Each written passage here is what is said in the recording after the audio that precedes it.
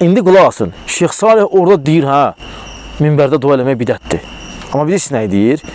O meçid imamları var, deyirlər, Allah razı olsun Əbu Bakırdan, Ömərdən, Osmandan, Əlidən, hər xütbədə. O bidətdir.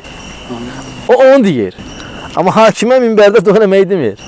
Aydındır, onu götürür, o bilməyən anlatmağına var ki, deyir bidətdir. Hakimlərə dua eləmək, xəlifələrə dua eləmək, əlbəttə bidətdir, o bidətdir.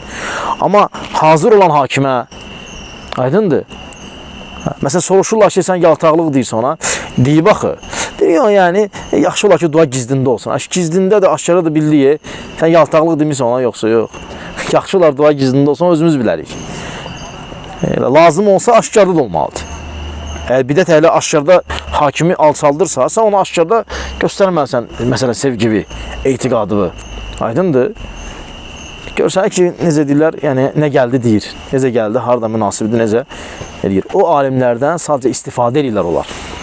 Aydındır, o düzgün istizmat deyil. Onda elə çıxdısa, onda elə çıxırsa, onda xuruc eləyənlər, xavariclər düz deyir ki, xuruc eləyənlər düz deyir ki, sələflərdən də xuruc eləyənlər olub.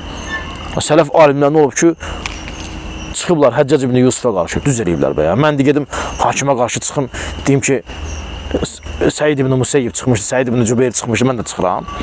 Tabiinlərin fəqihləri idi. Allanmışdılar, xata eləmişdilər. Onda biri geçsin zina eləsin, desin ki, sahabi var ki, zina eləyir, mən də eləyirəm.